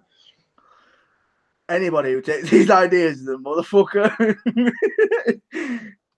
The equal opportunity toaster, we're gonna call it. Paul Harrison likes pineapple on his pizza, apparently. Is that right, Paul? That Jack. No, it's Dave. It's Disco. I don't mind it if it's on it. I'll eat it. I won't request it. I actually like pineapple on a pizza. Dave don't like it because he's got the fucking diet of a Scottishman. So he's a bit like, fucking fruit. Why are you trying to fucking sneak fruit onto me, poor man? Fucking eating that healthy shit. I do have a question though regarding Dave. Did you ever try that mashed potato? I haven't. I'm not joking, Roy. You know why I haven't tried it? Because I'm so. I'm not a bike. Go on, just say I'm not a bikie. I'm really, really, really, really hopeful that I never have to buy mashed potato in a box. I swear to God, and I'm like, I don't feel like I should jinx myself by eating it in the first place. Bad vibe, bringing bad vibes into your house. Did you tell Dave to take it home with him? No, I've kept, like, you know, like now, Billy's like, to be fair, the last few weeks, me and Billy, he's been talking to me about like he's due to stay on at school in September, but he really don't want to stay on at school because he wants to do something for himself, but legally he's got to do some sort of apprenticeship because he's got to be classed as in full-time education until the age of 18. So we've been talking about different things and that. But he was saying to me, I don't want to go back to school. Then you go to the kitchen, you get the box of mashed potato, and you come in and say, listen, do you want to be eating that for the rest of your fucking life? Get to fucking school, you cunt. And he's like, what the fuck's that, man? What the fucking hell's the potatoes in the box for? I don't mind pineapple, but I wouldn't choose it. And he hasn't tried it because he's scared he will enjoy it. No, I like it. I like that. So I'm going to end on a good note. So I'm going to end first. All right, okay. And we need to do status of the week. And you wrote the status of the week 9 hours ago, by the way. People think I'll just put one out Wednesday just to like make sure we've got one. For anyone that didn't see in the week, that Mr. Tom O'Connell, who was the managing director of Imperial Vape Co. They'd done the Asylum mods, which made the Sherman, made the Halo, made the NATO, as threw in the towel. And I'm using that term absolutely loosely because actually Tom, me and Tom have spoke at varying levels over the last few years, and I've had the pleasure of meeting Tom a few times, and genuinely one of the most nicest, down-to-earth geezers I've ever met in this industry. And it's a bit like talking to yourself with Tom. And I certainly know when I've spoke to Tom in the past, he said to me, Paul, I just like the fact that you're straight up and there's no bullshit and he's what he is. And I've always had that with Tom. And Max the same. To me, Tom and Max are two very similar sort of people. And Max has always been straight down the middle with me, and Tom has. But the bottom line is that we've had a chat this week, and we now have the rights to produce the Sherman and stuff like that. So we're going to be doing some stuff that's pretty cool, to be fair. So I'm just waiting for the blueprints to come over, and then we're going to start working on some new RTAs and stuff. So that's pretty awesome, and I'm absolutely honoured to be even speaking to Tom on this level to do something. It's amazing. So obviously Asylum works fucking wicked with the EM, so it can be Asylum with the Asylum apostrophe EM. Absolutely wicked. So we will be producing the Sherman at some point in the near future.